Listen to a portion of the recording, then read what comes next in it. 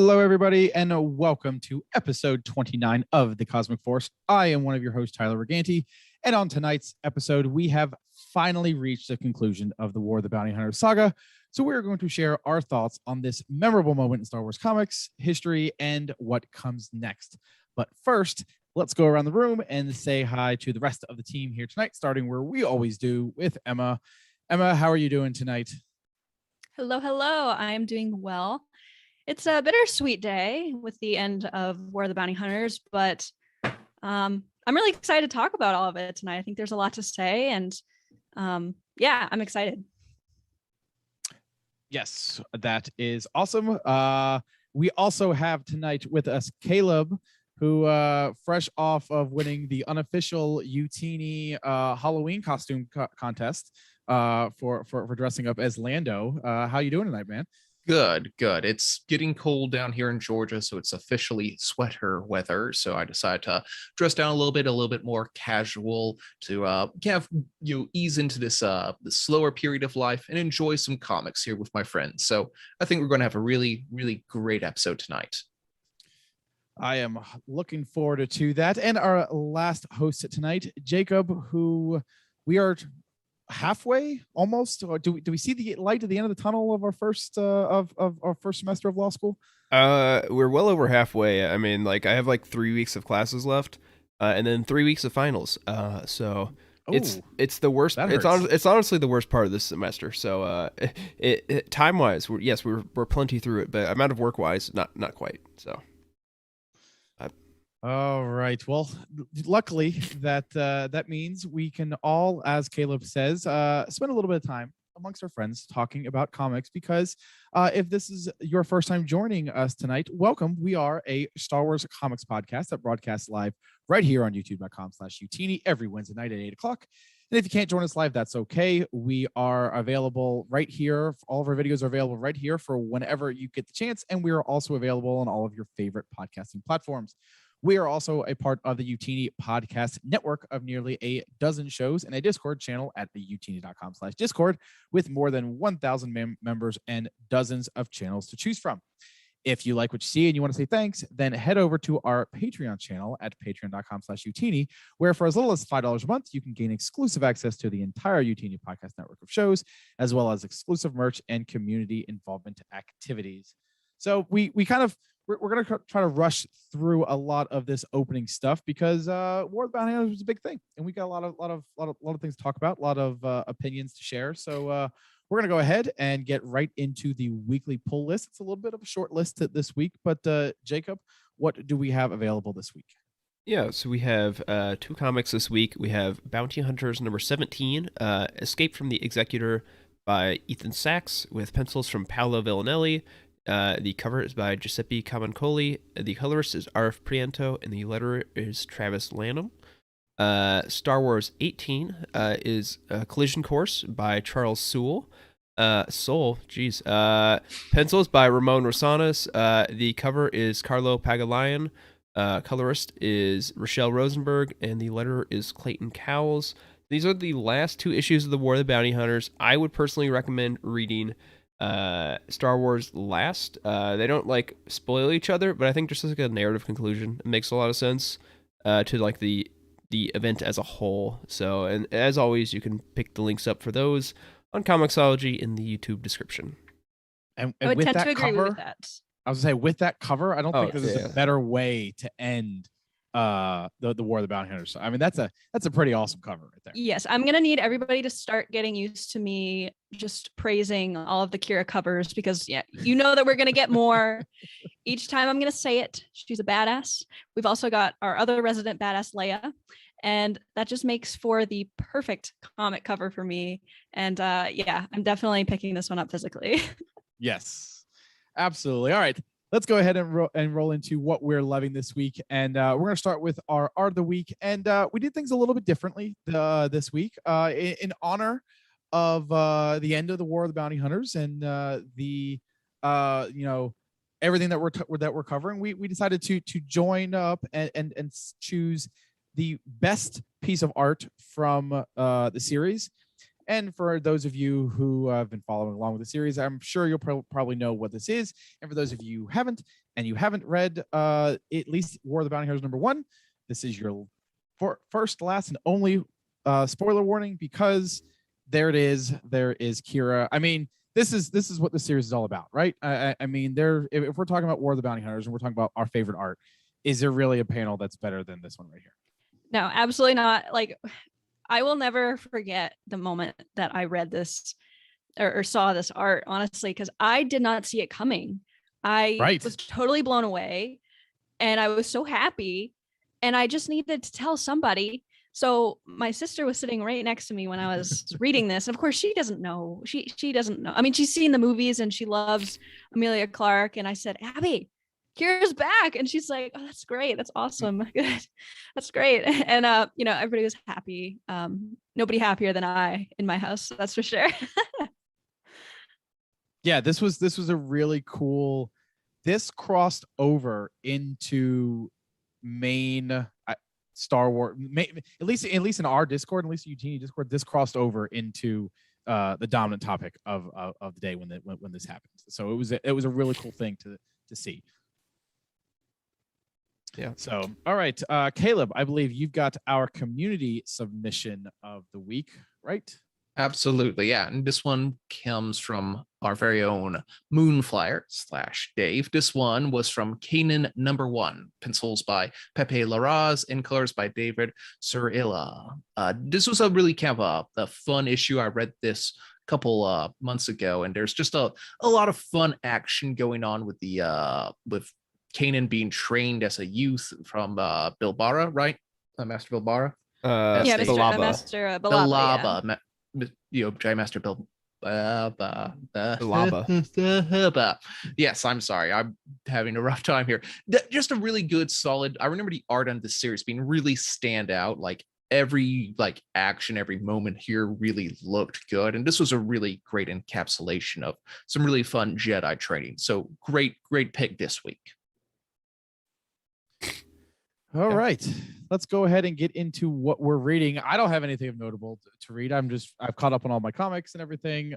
So nothing notable here. Emma, sit here. You're technically listed last, but I want Caleb to go last because he's got a very nice thing that he wants to share with everybody. But so Emma, you said you finally finished Ronin, so congratulations on that. And you said you wanted to kind of share your thoughts on that. So how did you like it? Yeah, absolutely. So I know I think it was a few weeks ago, I had started reading it and I said I was kind of so on it. And man, the end of that book got really spicy, really fast. I wish that I felt that way about the beginning, because I didn't really feel as connected to the characters as I wanted to, or as into the stakes as I wanted to. But it certainly got really crazy at the end and I couldn't put it down. So that's always a good mark of a good ending there. So it finished strong for me, even though it had a bit of a slow start. And yeah, I like the Visions tie-in. I don't know. I think I'm the kind of person that needs something to be in the canon timeline, because I just get confused about what's happening. And I know that is so ridiculous, because we don't need to know when things are happening to enjoy it. But I have a crazy brain, and that's just what it is. So yeah, it finished strong, and I wanted to let everybody know that, that I didn't end up enjoying it despite not being super high on it at the beginning. So it's going to be if we're doing Living Force ratings here, I'll give it a 7. It was pretty good. Good. I'm on chapter 2, so I've got a long way to go. I've got a long way to go. So all right, Jacob, you are shouting out some. You're bringing in some. Going to make Jared happy here. Bringing in some Legends content here. What are you talking about? Yeah, I am. So if you're not super active in our Discord, there is a unofficial Youtini book club going on right now, organized by one of our community-owned Skooma Joe, and we are doing the Han Solo AC Crispin trilogy. So we're starting Paradise Snare. We started on Monday, I believe. So. It's about two or three chapters a week, so it's a pretty manageable pace even for me. But yeah, I have not read any Legends in a very long time. I don't think since I picked up canon, with the exception of a few comics things, I've gone back to Legends at all. just because like I feel the need to eventually catch up with canon first, and that's kind of an insurmountable hill. So I may never touch Legends again, but I'm at least buying the books. So there's that. But yeah, so this is if you're interested in getting involved with the book club, just go find us in the Legends books channel. There's a little thread, or DM me and I'll let you in. It's pretty easy to find. So yeah. As always, Jared with absolute impeccable timing joined the chat as we were talking about that. So it still holds true. We talked about Legends and Jared arrived. So Jared, thanks for joining us tonight. I think we're done talking about Legends for now. So we said his summoning word. I was gonna say we hope you stay with us, but that's probably it for Legends talk tonight. And so what we're gonna end this segment with Caleb, because you said you told us earlier this week that you had an awesome gift from your family. Absolutely, yes. My in-laws really knocked it out of the park, and I got profile shot first. The Afro Omnibus. Get to clear off that a little bit. This is awesome. Insane. Like when it came into sort of thing, I'm like, what is this? Like a Lego set or something? But no, it's like a couple hundreds of pages of really A quality, top tier Star Wars action. I am blown away. I'm really excited to go back and reread this when I have time. I've already started to pick through some of the early chapters again, and I think I'll have to just sit down and read it all over the next week or so. But I am over the moon. But I haven't gotten into that just yet, because as anticipation for the show, I went back and I reread every War of the Bounty Hunters tie-in and issue. That was a lot, but yes, I really enjoyed it. I decided to do like a different reading order than what we'll talk about later. We might mention that down the show, but I think I am primed and ready to talk your ears off. So let's keep this show running. So I know that Jacob's got the Old Republic omnibus. You've now got the Afro omnibus. Emma, do you have an omnibus? I don't. I've actually never even held one in real life. Okay. And it blows me away every time when I look at one. It looks like a textbook. I need one. So tell me in the chat, what omnibus do you think I should get as my first I was going to feel whenever I can afford one. I was going to feel like I was letting the team down if I was the only one who didn't have an omnibus, because I don't have one either. I mean, I feel literally it might as well be a textbook. Contracts, which is a law book, which is a contracts or the Old Republic. Which one is the fun book and which one is the boring book? I don't know. I will say as far as very quickly, as far as first round omnibuses go, or omnibuy go, Charles Soule's Darth Vader coming out in December. That is, yes, and I have I've thought about that one more than once about picking that one up. I mean, because of course, I have the digital version, I have the trade paperbacks, I have the floppies. I mean, what's a fourth version of all of those stories? I mean, completion. All right. Yes. All right, let's go ahead and take a quick break, and then when we come back to the other side of this ad, we're going to talk about the War of the Bounty Hunters. So we'll be right back.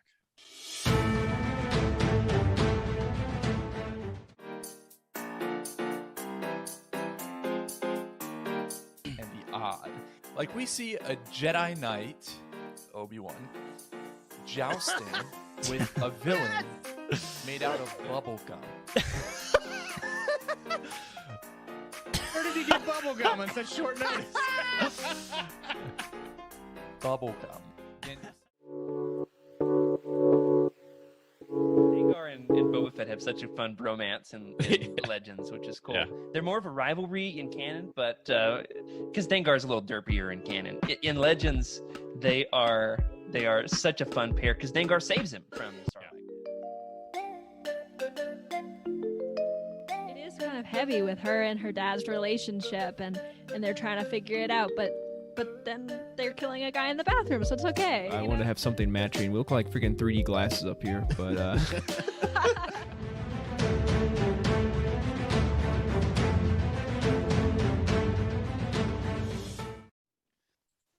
All right. Those clips always make me laugh, especially the bubblegum.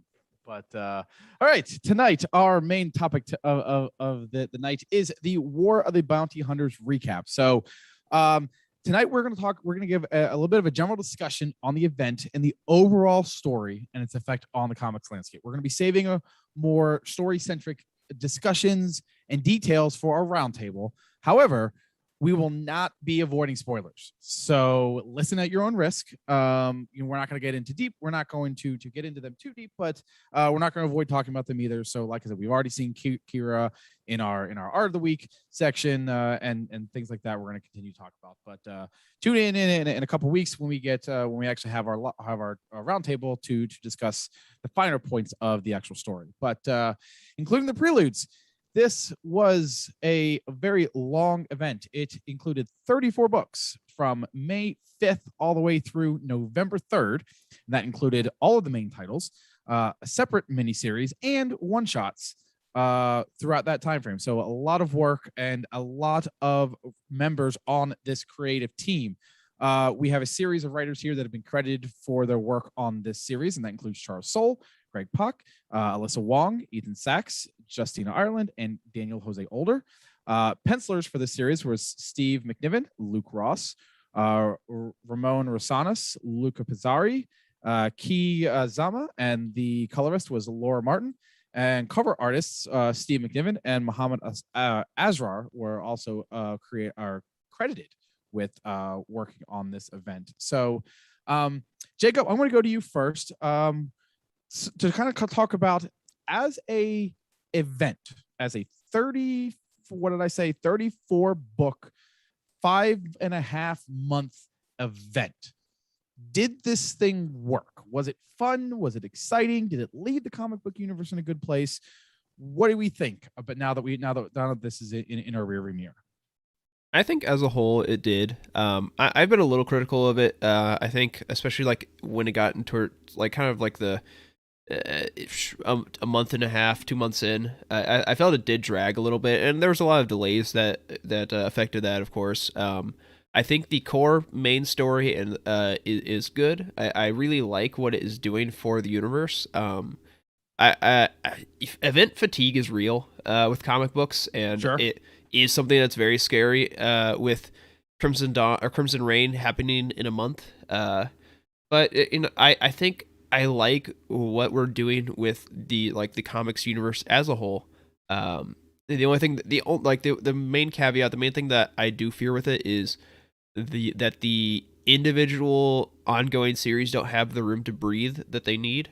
And I think the most evident part of or example of that is Darth Vader, because I think the first 2 volumes of that were absolutely incredible, and I think the War of the Bounty Hunters volume of that is not my favorite. I will say that. Yeah, I could understand that. Absolutely. And I agree with everything that you said there. That I think that there were discussions at the beginning of this event that said, I'd really like to wait until everything comes out and just read it all together. And not that I didn't enjoy it, but I'd be curious to talk to those. Caleb, you said that you kind of just reread it all together. Did that change the way that you experienced this event?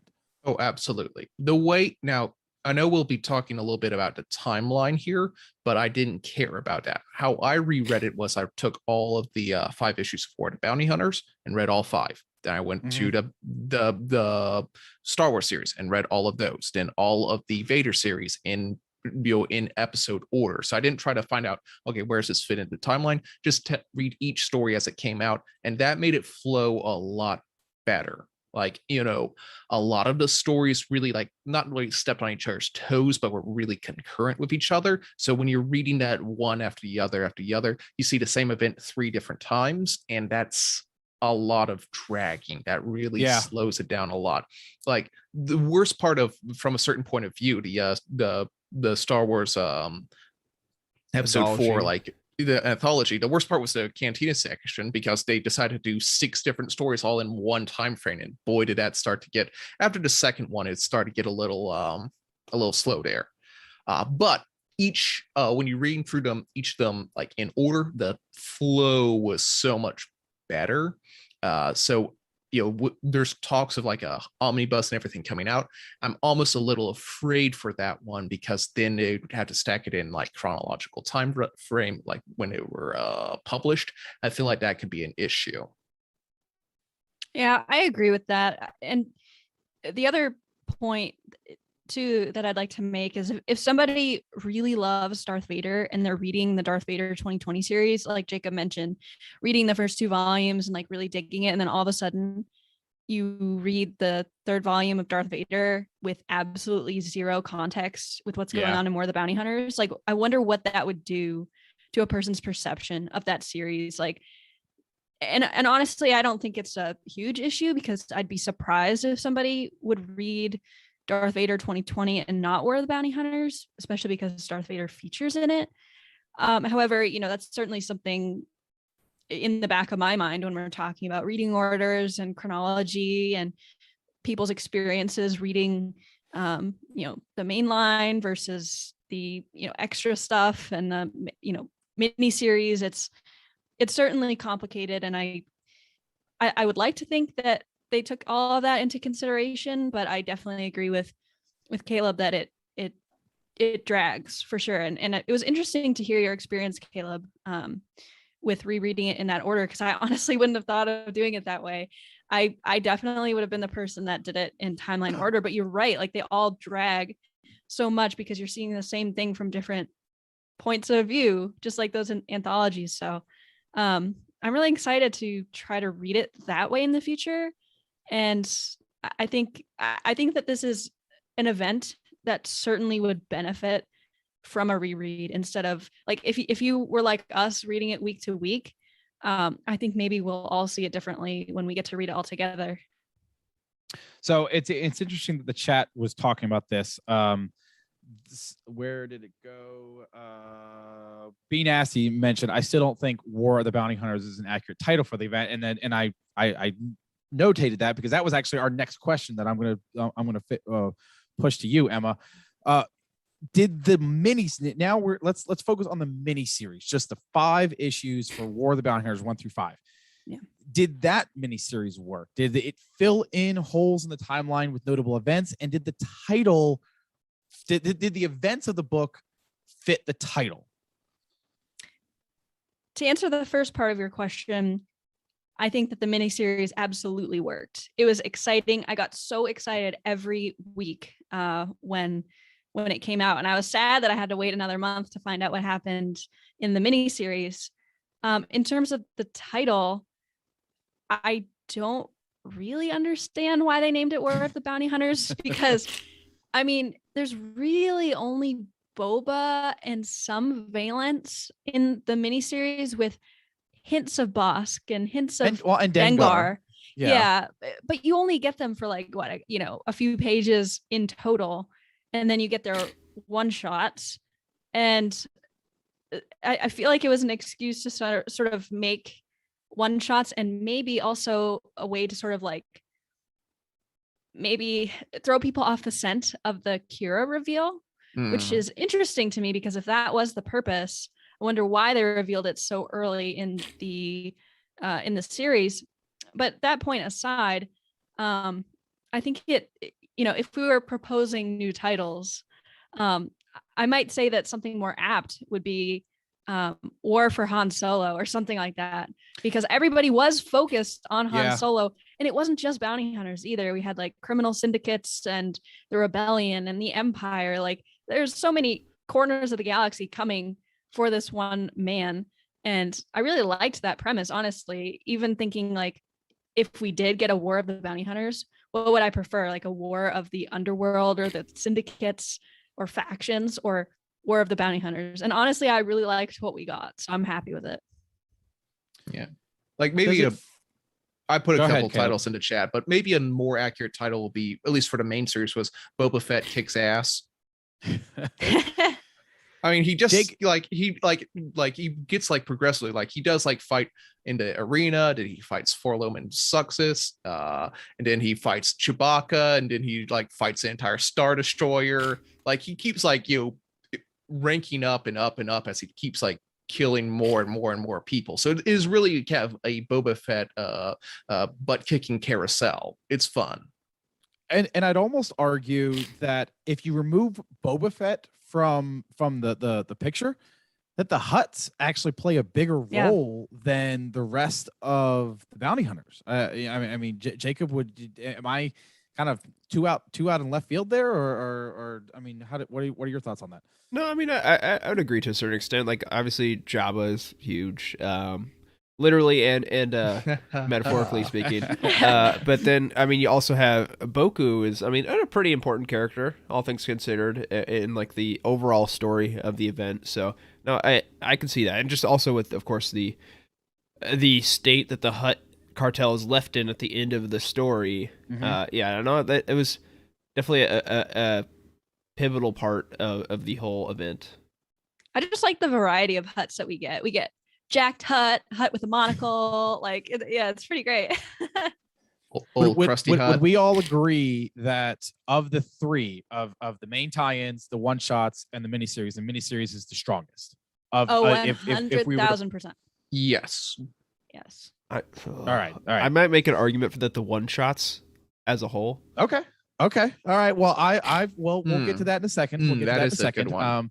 I personally think that the miniseries is the strongest.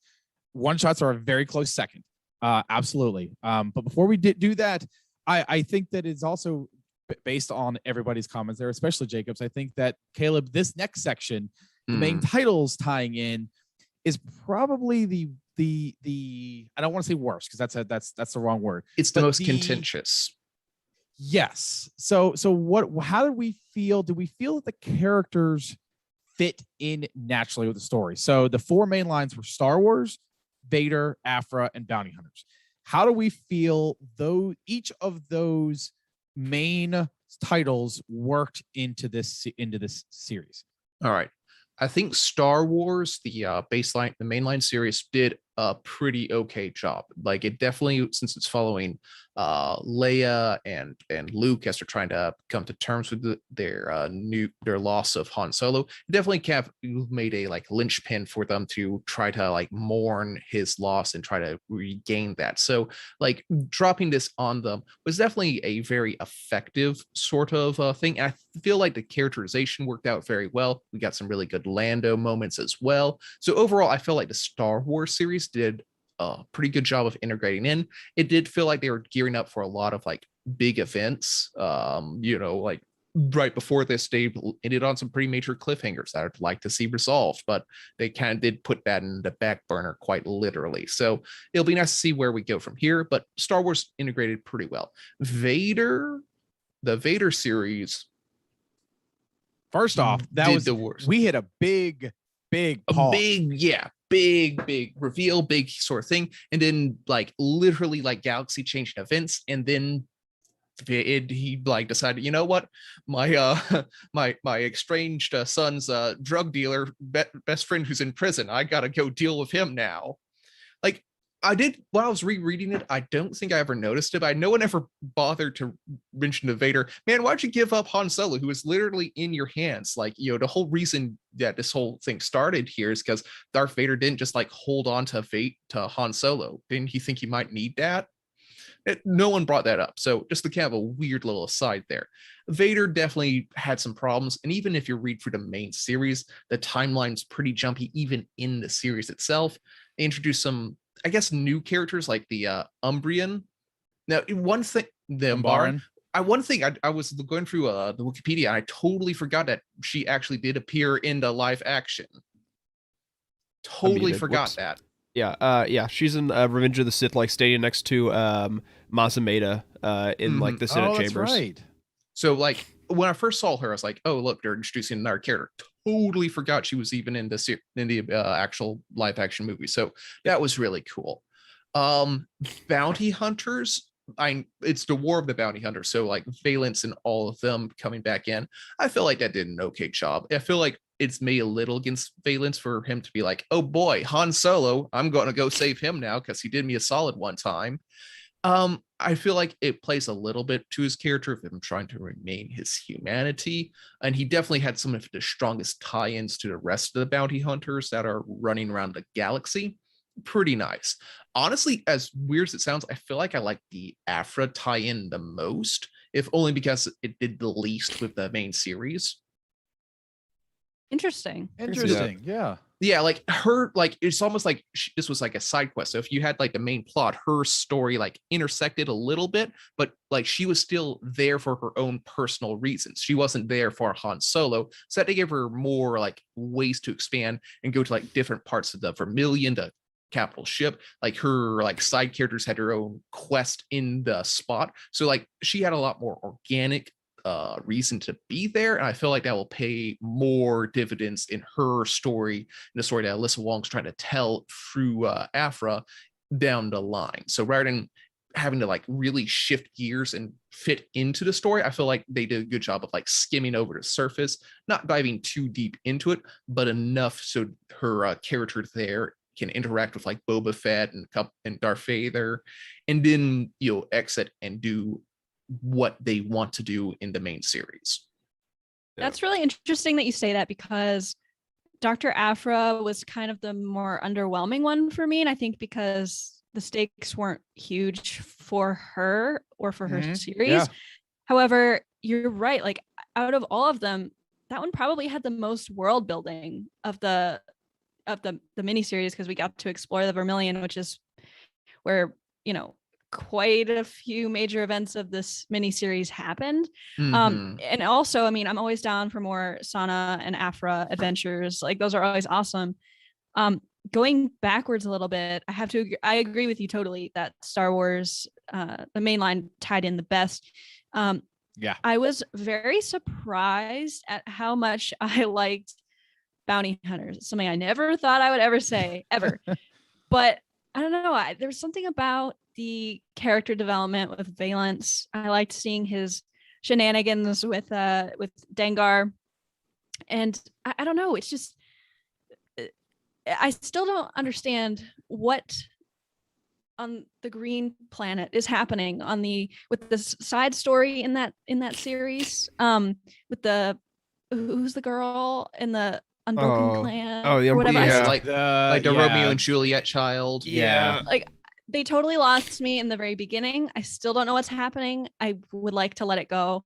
I think, for me, that was the only downside for me. Yeah, I just came to the realization I just need to like sit down and reread that entire series start to finish. Yeah, agreed. Yeah, I think it'll make more sense when I reread it. I think I just got lost at the beginning, and I just need to like just swallow my pride and reread it. But yeah, and I liked your comment there, Caleb, about how it was interesting that just because Han Solo did him a solid in Imperial Cadet, which I do like that we called back to that, that all of a sudden he wants to be, morally right in saving Han Solo, just out of the goodness of his heart, because that is a little bit out of his character.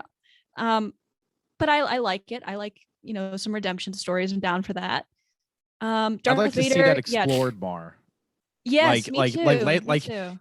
Now that you mention it, like it is kind of odd and it kind of goes against his character, but let's explore that a little. Like if we get to explore that a little bit more as we get back into, then I think that will help this arc feel even more connected to balance the story. Oh, I totally agree. And I won't say anything about the issue that came out today, but it gave me some ideas of like where we could go with his storyline in relation to Han Solo and his Han Solo saving him, sort of making him a better person. I have some ideas with where that could go based on today's issue.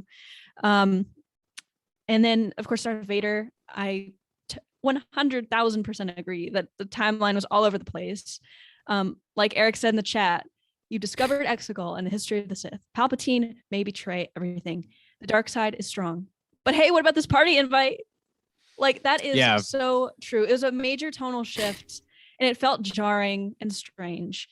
And it's too bad because Darth Vader 2020 is going so strong. It was so good. And I mean, the stuff in Darth Vader, is still good. It's just not up to the level that it was. I mean, we're getting some like timeline story crazy stuff that had huge impacts on everything. And we can't expect that to happen all the time. We were definitely spoiled for sure. I think one thing with this, am I crazy, but it just seems like his character arc was like a circle across these past 6 issues, because like at the end of volume 2, it's like, all right, Vader, like you gotta stop worrying about Luke. You are rededicating yourself to the Emperor and the Empire, and you serve me, and like forget everything else. Like this is your duty. Like I am mentally breaking you. And then we like go through this whole thing, and he's obsessed with Luke the entire event, and then he comes back and it's like, all right, Emperor, I am dedicated to you again. We're gonna go do Empire stuff. Here's my Superstar Destroyer, and I'm dedicated to the cause again. And it's like I feel like we just did this.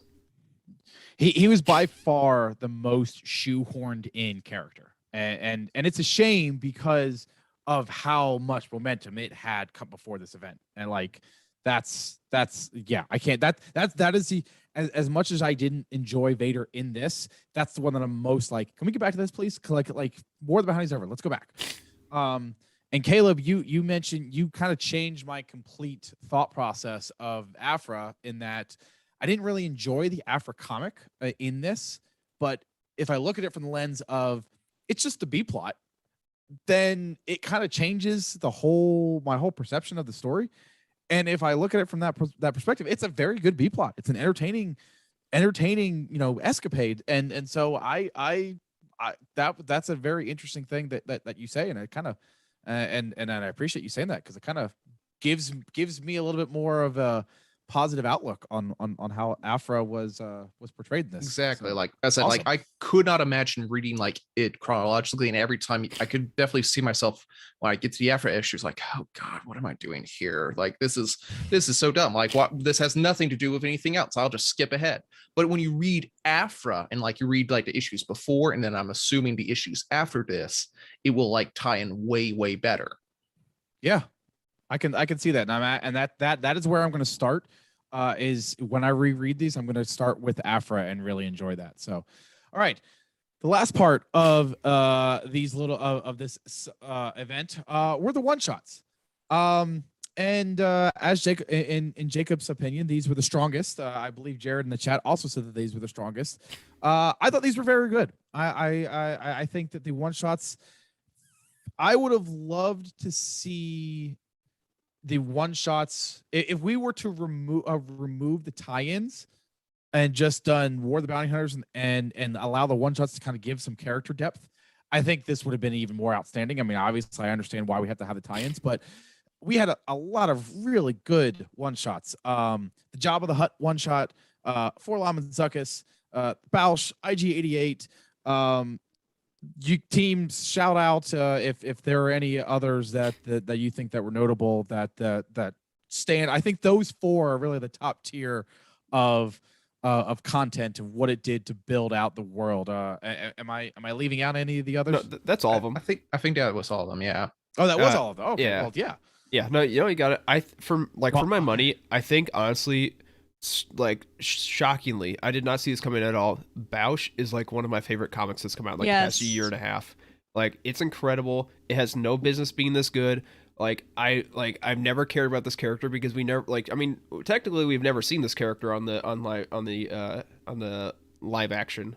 I guess there's like that Forces of Destiny short, but right. It's a character that's like technically we've never seen, and like I like read this thing like I just want like Alyssa Wong to just like, I mean, I obviously want her to keep doing Aphra, but I just want her to do that. Like, I just like, please like give me an entire series about Bausch and his like buddies working for the tags. Yeah. Like, give me that. Like, it's amazing. Well, yeah, I was shocked at how much I enjoyed that. I mean, out of the entire list of one shots, I thought that was going to be my least favorite. And man, I was blown away by that. And I think you go ahead. I was about to say, it's such a simple sort of thing, like my spoilers, but like the whole like I didn't like just casting them as an exile clan living like a life apart from their entire family is like, oh boy, sympathy, here it comes. Like, oh, it's and like it's surprisingly told like a lot of the backstory of that as well. Like it's a one shot, so yeah, it's a little bit longer, but there was a lot of depth in that book too. Yeah, I mean, I think what is it, like 10 extra pages or something like that. And Alyssa Wong, she used those very, very smartly, I would say. I mean, yeah, like who would have ever thought that we were gonna walk away from this? And we've got an IG-88 one shot, and we've got a Jabba the Hutt one, and we walk away saying that this is one of the best ones, the ones that we enjoy the most. I would have never even bet money on that ever. Exactly. Bosch and his essentially his Power Rangers of exile. Yeah, very Power Ranger vibes. Yeah. And we can't talk about this section without talking about Deva Lompop. Jared, there was not a Deva one shot. She was featured in the Jabba one shot, but I appreciated how different each of these were in the sense of they were all, Forlom and Zuckuss was funny, like question mark. Well, it was that the thing is all of them were written by different people, and Forlom and Zuckuss was by Preshow, Daniel Jose Older. And like fun fact, I don't know if you caught that, but I mentioned the from a certain point of view. And Daniel Jose Older he wrote did the one of my story for that. Yeah, he wrote a story in the certain point of view about a stormtrooper who deserts because he loves dewbacks. And in the Forlom and Zuckuss one, like you see they like human riding a dewback and they say his name, and that's the same like trooper from his one shot, from his little side story. He also wrote the Forlom and Zuckuss story in from a certain point of view, Empire Strikes Back as well. That was the interview run, right? Where they were and they were making notes in the margins. It was STET, which is like an editorial term. It's strange. It's all coming together. Yeah, I think if I learned anything, I mean, I already knew coming into this I loved Justina Ireland's writing, but this just made me want more Justina Ireland comics for sure with the Jabba the Hutt one. And my wish came true. We are getting a Star Wars Adventures comic with Deva Lompop, which is going to be awesome, written by Justina Ireland. I don't remember what issue number. I don't know if any of you guys know off the top of your head. I kind of want to say 18, but yeah, I don't know. I was trying to look it up like as we were talking, but then she's writing on the she's one of the writers on the Life Day Treasury, and then she's also on the High Republic Adventures Annual. I believe, so I'm very happy that we're getting more Justina Ireland comics, because I was again, like with the Bausch one, I did not think I was gonna like the Jabba the Hutt one, because I've never really cared for Jabba the Hutt. I found him like really gross and horrible. But I was like, oh, okay, this is interesting. And then bring in Deva Lompop, and I'm like, okay, this is very interesting. So yeah, she just kept upping the ante, and I like that. I appreciated the joke in the Deva Lompop one shot, because that was in the one shot, right? Where I think it was Boba was like, talking about like eating her boyfriends or whatever, more of that eat your boyfriend type, and she was and like it was a joke at the beginning of the book, and then towards the end of the book, she actually does eat her ex, and so it was just those little moments where it was like, oh, that wasn't just a one line, like a line. That was like there actually was some payoff there. So there were just some memorable moments for that, and we can all Naked Palp's got to run for his money from I was just about to say that. Naked Zuckuss. I mean, and he was in a bathtub, right? Or like a gas thing. Like, so he was also slightly slimy, I guess you could say. I hope Jared's still here, because that was for him.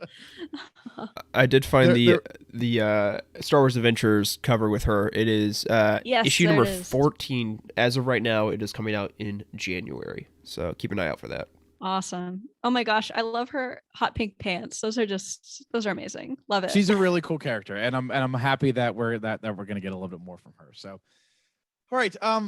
One of the other main topics of discussion throughout this event was sort of a reading order, or and that's more than just, well, do I read Star Wars before I read Vader, or do I read War of the Bounty Hunters 2? It's also if I didn't want to buy all of these and there was just I wanted to get the meat of this story, what books should we read? And Jake was sort of the one in our Discord community that was kind of leading that charge and kind of told everybody, yeah, this is an important one. Yeah, definitely read this one before you read this one. So he kind of created his own little what we're calling the cost-efficient important story beats or important and necessary story beats reading order here. So Jacob, I'm going to go ahead and let you kind of dissect everything that you've got here on the screen.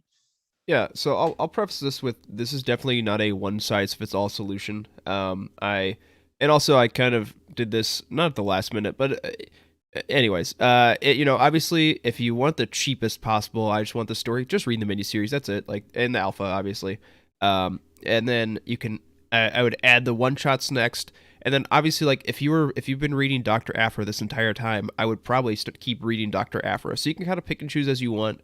But I made this to kind of try and attempt to make somewhat of a list. So on the left is the official. Here's every single issue, and it's 34 issues, which would cost you over $120, like $136, something like that ballpark.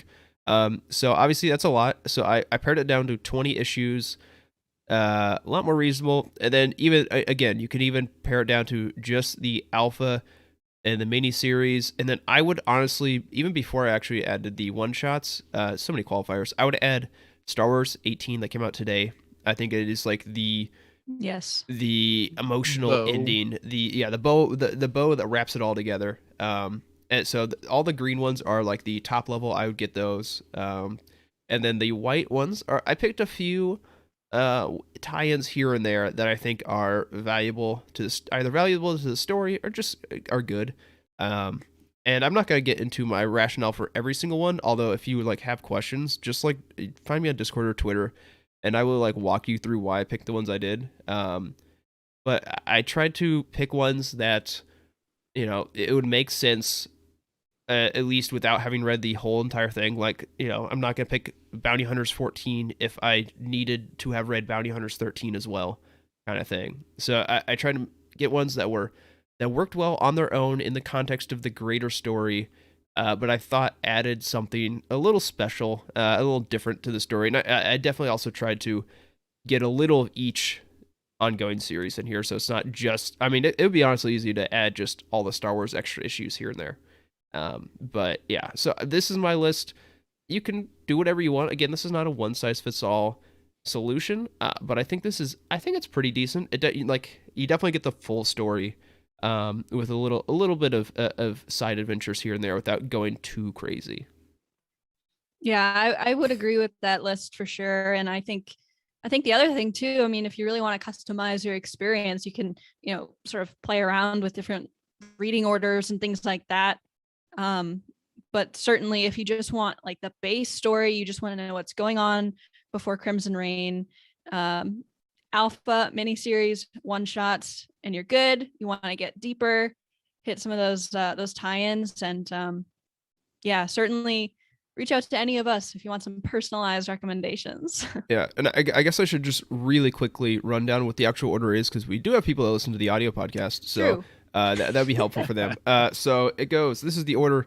It is mostly release order, but I do have a few switches in how I think it presents itself better. There's like basically two main switches in here, and that's War of the Bounty Hunters Alpha, War of the Bounty Hunters number 1, Star Wars 14, Dr. Aphra 11, War of the Bounty Hunters number 2, Jabba the Hutt, Forlom and Zuckuss, Bounty Hunters 15, War of the Bounty Hunters number 3, Darth Vader 15, War of the Bounty Hunters number 4, Bausch number 1, Bounty Hunters number 16, Star Wars number 17, War of the Bounty Hunters number 5, Dr. Aphra number 15, Darth Vader number 17, IG-88 number 1, Bounty Hunters number 17, and Star Wars number 18. It's a long list, but trust me, it's a lot shorter than 34 issues. So I'll give you that. Yeah, that was 20 issues. So you're talking about half, almost 2/3. So that's actually I find that list pretty comprehensive. Good job. Yeah, and obviously, you can do whatever you want. You can cut it down. And then if you have Marvel Unlimited, then cost isn't really even a barrier. You just have to wait a little bit. But your time is. So I'll say that. Yeah, that was that was an awesome job. And because I know there were a lot of questions there, and there are a couple issues, especially if you're reading them as we did a release issue, where Star Wars and Dr. Aphra, Jacob, I think it felt like there was one time early on there was a specific Dr. Aphra issue were the exact same. Yeah, it was War of the Bounty Hunters number 2. I want to say like Dr. Aphra like number 14 or 15. It's one of the earlier ones that it was like literally like the same story for a large portion of it. So, but all right, so this was a historic event in Star Wars comics. It was the largest crossover event in Star Wars comics publishing, and it kind of introduced it kind of kicked off a new saga, a new thing, because at the end of War of the Bounty Hunters number 5, we are actually we're told that that's actually going to lead into a whole new series titled Crimson Reign, which is coming out later this month. Jacob's got this amazing, it's also going to be 5 issues, and I believe these are the 5 connecting the Ario and Andito connecting covers, correct, Jacob? That's right. And a quick correction. It's actually, I want to say it's the second week of December is when it starts. It's been delayed already, so I want to say it's either, it might be December 7th or either that or the 14th. But yeah, for now. Exactly. And we do our best. We do our best to keep up with delays, but yes, there have been a number of delays, especially in the last couple of weeks. Exactly. And for audio listeners, just real quick, the art is really beautiful. It goes from left to right, kind of a nice collage featuring both from left to right, Darth Vader, the Emperor, looks like a TIE fighter pilot. We can debate on who that is, yeah.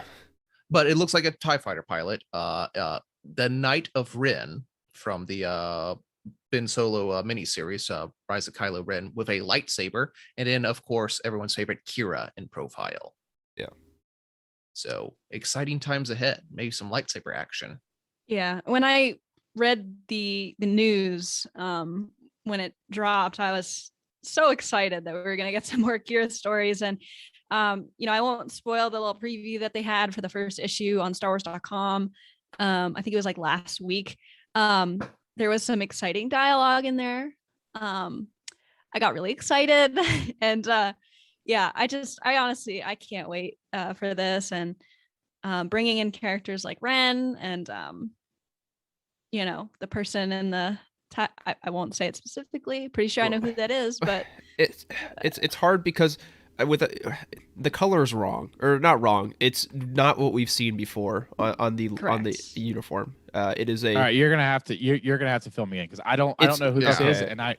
So it's a TIE fighter on that cover. It's a TIE fighter pilot. It is a Special Forces TIE fighter pilot of some sort. It has the same logo as Inferno Squadron. That's what I thought. Battlefront. However, So all of their uniforms are red. The logos are red, and this one is blue. So I don't know if that's significant or just like an artistic choice. It seems significant. Emma, do I say the thing? Do I just rip the Band-Aid off? I got it. It's Baron Fell from the Legends. So reintroducing Fell. No, probably not. There you go. Let's hold off on that. Okay. It would be spoilery if you haven't caught up with today's issues, right. I would say. Yeah. So it could be, I guess, Iden Versio or someone else from Inferno Squadron, possibly, even though again the uniform's not exactly the same. But then also of note, behind them in the window is a bunch of TIE defenders. So yes, I didn't notice that. Yeah, What? yeah. So there you go. So cool. Yeah, I would assume they're probably in charge of what I guess we're TIE defenders, and I would assume they're probably in charge or like the ace pilot of that group. So just throwing that out. And there was some very interesting other key art that was released when this was first announced. I believe Luke has on a specific jacket that was called into question. There were some other things I think that so the cover. I think I think you're thinking of the cover for the next issue of Star Wars, which it has him on the cover. Hold on. Oh God, let me see if I can find it. Which is issue 19. Yeah, and he has on that like sort of Return of the Jedi looking top, right? Yeah, no, either that or was it like a Solo-esque jacket? I thought that the one was. that I Oh found. yes. Well, it's long been established that Lando was already raiding I know. Han's closet. Yeah. So Yeah, I know what you're talking about, but Yeah. I can't remember where that was. Oh, I think it might have been one of the. I can find it real quick. I think it's one of the Crimson Reign issue #1 covers. Has him One of in the that. variants. Okay. So this is also, if I have read the Yeah. this is also going to be all inclusive, correct? This is it going to bleed? Do we know if this is going to bleed into the There you go. other? Yes, Jacob's got it right now. This was the cover that I was Oh, talking yes. about. So we've got Yeah, the solo jacket. Yeah. we've got him in the solo jacket. We've got a couple of other bounty hunters that we are going to be reintroduced to again. TIE Defenders again in the background. TIE Defenders in the background. So do we know if this is going to be an all-inclusive thing again, or is this just going to be a series that bleeds into some of the main titles? So the solicits for the next set of trade paperbacks have stated that they are Crimson Reign for so it's like Star Wars volume 4 now. It's Crimson Reign. So that is what we are. Take that with a grain of That would salt. suggest that the next number that let's see, Star Wars 19 through 23-ish will probably be related to Crimson Reign. Yes, but then also the solicits don't make a whole lot of sense because the solicit for 21 is them going back and fighting, finally figuring out what happened to Shara Bay, which doesn't seem like it would fit in that storyline. I don't know. I just don't know. So then, They could be trying to trick us, though. Yeah, I'll ask that question. Do we want an all-inclusive, or do we want this to be sort of its own self-contained in so much? And if the story necessitates it bleeding into the others, it will. But do we want this to be a 5th or 6th, I guess, independent story that we have going on? I'll start with Ella. I would like for it to be independent. I think I miss, as much as I enjoyed War of the Bounty Hunters, and I truly did, I'm excited to go back to their stories because I think that they were hitting a good stride before we all kind of came together in War of the Bounty Hunters. So I do miss the independency, or however you want to put it, of the the tie-ins. So I'd be interested to see what something like this, how it would do independently on its own.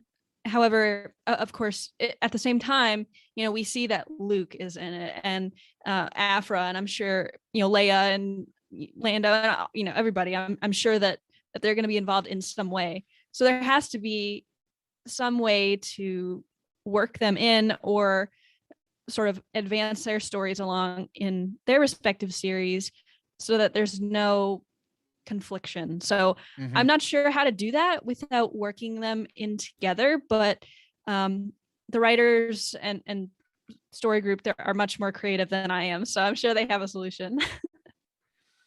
I would like it to be the way that I've seen it work in other DC, because I used to read DC comics a lot back in 2015 when and I enjoyed reading crossover situations there where Batman might be on the phone with Wonder Woman and talking about a situation, and it'll refer to something Wonder Woman's doing, and then in the bottom corner it'll say as seen in Wonder Woman issue number. So it doesn't really bleed. It bleeds together, but it's still this. Wonder Woman was doing her own thing. Batman is doing doing his own thing. Superman is doing his own thing, but they're all live in the same world, and they all do crossover when the stories need it to. But you don't need. Whereas War of the Bounty Hunters, everything was tied to this one Crimson Dawn event. I would rather it just be, let's have it run independently and cross over where it needs to, and just be, have that little bubble at the bottom of the panel that says, if you want to know more about this, go read Star Wars number 19. Caleb, what do you think? I kind of wish they did more of what happened with Dr. Afra. I think this Crimson Empire, this Crimson Reign is going to be a big event. I would like to see all the other sub chapters, all these other individual ones react to how this main story is going, not necessarily intersecting straight through, but deflecting off of it and having those events influence the story that's going on. That'll definitely make it feel like a bigger world, but I don't want everyone to have to hit the brakes and deal with what was happening each individual issue. I wish their stories would continue on, but have like an impact, like a spin put onto them as to what happened with Crimson Reign that's going to come into play here.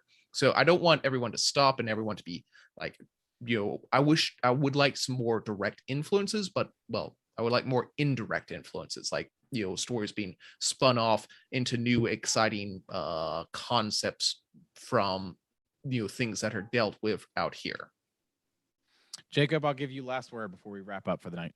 Yeah, so you got me thinking a little bit with how you're talking about DC events, and I just went back and checked because when I was big into DC Comics, one of the big events that happened was Dark Knight's Metal, and I was like, I thought about it because this came out like 5-ish years ago or so, 4 or 5 years ago, and when that event happened, it was like a 5 to 6 issue like mini series event with tie-ins, but DC didn't tie every single comic book into it for all 5 months. They like it would be like you have your five or 6 issues, and then like pretty much most of the ongoings would have one issue that tied in, and just one issue. So like Batman's like suddenly or not Batman because he's always in everything, but like Aquaman has like one issue where he's doing some like legit event stuff, and then he goes back and it's like doing stuff that's probably tangentially related to the event, but it completely stands on its own. So I think that model could work better. So again, you're not tying up everything, but the other thing you could just do is I'm okay with a crossover event. Maybe we just don't cross over every series. Like, yeah, you don't need I don't need all 4 series going on at the same time with Crimson Reign. Like if like the story like organically makes sense to have Vader and Kira and I don't know. Let's just say Vader or not Kira. Vader and well, I guess yes, Kira, but she's not an ongoing title. Let's say Vader and Luke. And Luke. Yeah, just hypothetically, just Vader and Luke. Just have Star Wars and Darth Vader crossover, and let Dr. Aphra do her own thing, and let the Bounty Hunters title do its own thing. Like, we don't need every single one to tie in if we don't have like a legit story reason to do so. I'd be down for that. Yeah, I think Yeah, that's a I great would too. solution to this like sort of dragging feeling that we felt sometimes in having 4 tie-ins. I think that would be a great solution. Yeah, I think that's I would 100% agree with you, and I think that's a good place for us to leave this conversation tonight, because I really think that's how we can see this really benefit for moving comics forward. So before we sign off tonight, we do have one more announcement. Our next roundtable is going to be the High Republic Adventures of Volume 1, which as of today is scheduled to be released. Or I'm sorry, our show is going to be on 11/17. Jacob, do you have a release date for that trade paperback? It is likely the 16th, but no, not off the top of my head. Okay, It'll be a Tuesday, I believe, either the week of this roundtable or the week before. So as of right now, our schedule says that our next roundtable will be Wednesday, November 17th. And that is assuming that the trade paperback is released on Tuesday the 16th. And if that gets delayed, we will, of course, let you know. And then we'll also let you know how that is going to change our schedule. But yes, be sure to tune into that and to get caught up on the High Republic Adventures before then. But until then, that is going to do it for this week's episode of The Cosmic Force. Don't forget to like and subscribe to the show right here on YouTube, where you can hear us live every Wednesday night at 8 p.m. Eastern. We also encourage you to subscribe to our audio version on whatever podcast platform you listen to. And also head over to youtini.com for reviews, articles, and news for the entire expanded universe. We encourage you to join our Youtini Discord community by going to youtini.com/Discord, and you can help support the show and the community by heading to patreon.com/Youtini and start receiving exclusive perks starting at just $5 a month. A special thank you to JG Kars, OK Endar, Cheryl Bell, Patrick Ortiz, Carl Sander, and Earl Q on our Jedi High Council, as well as Matt Billington, Tyler Latour, Kyle Hickman, Elizabeth Cloutier, Jason Mitchell, Freddie C, and Sally and Chris Eilerson on our Alliance High Command for their amazing support. I love the fact that those lists are getting longer. You can tweet at the show at Cosmic Force Show or at each of us individually. I'm at Ty Rags, Emma is at Irma Jedi 26, Caleb is at Caleb Lamanek, and Jacob is at Jacob Bosch. Thank you again to Emma, Caleb, and Jacob for hosting with me tonight. Thank you to everyone who was in the chat with us live, and a special thank you to our listeners and viewers for joining us wherever and whenever you are. We truly appreciate you. We will see everybody next week, but until then, may the Force be with you.